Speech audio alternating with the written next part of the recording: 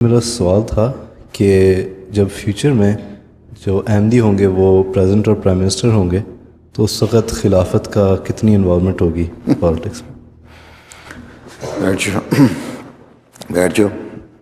ہر قومیں جو مختلف قومیں دین میں شامل ہوں گی، احمدیت میں شامل ہوں گی، ٹھیک ہے نا. کوئی افریقن پریزیڈنٹ ہوگا، کوئی یورپین ہوگا، تو کوئی ایشین ہوگا، یا مختلف افریقن ملکوں میں مختلف ہوں گے یا ایشیا میں ہوں گے، ٹھیک ہے.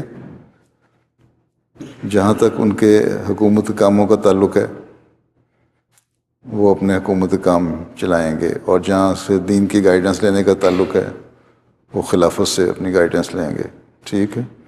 اس کے لیے بھی قرآن کریم نے تو پر حکم دیا ہوا ہے. اللہ تعالیٰ کو پتہ تھا کہ اس طرح ہوگا، اس لیے اللہ تعالیٰ نے حکومتوں کے بارے میں بھی گائیڈ لائن ہمیں دے دی کہ انصاف سے چلاؤ اور اپنی امانتوں کا حق ادا کرو.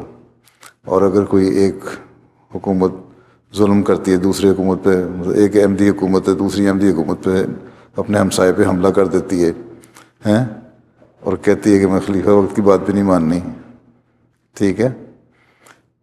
اس وقت پھر جو باقی ارد گرد اسلامی حکومتیں ہیں وہ اکٹھی ہو کے اس کا ظلم کو روکنے کی کوشش کریں گی، اور پھر اگر وہ رک جائے تو پھر اس کو کوئی پھر بے انصافی نہیں ہوگی، اسی طرح رہنے دینا ہے.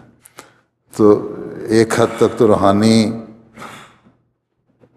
گائیڈ لائن تو گائیڈنس تو ملے گی ان کو خلافت سے، ٹھیک ہے. لیکن کچھ حد تک ان کو حکومتوں کو کہنے کے لیے کہ یہ اس کو کس طرح ہم نے حل کرنا ہے قرآن کریم کی روشنی میں، گو یہ ایک قرآن کریم کے حکم کے مطابق ہی ہوگا.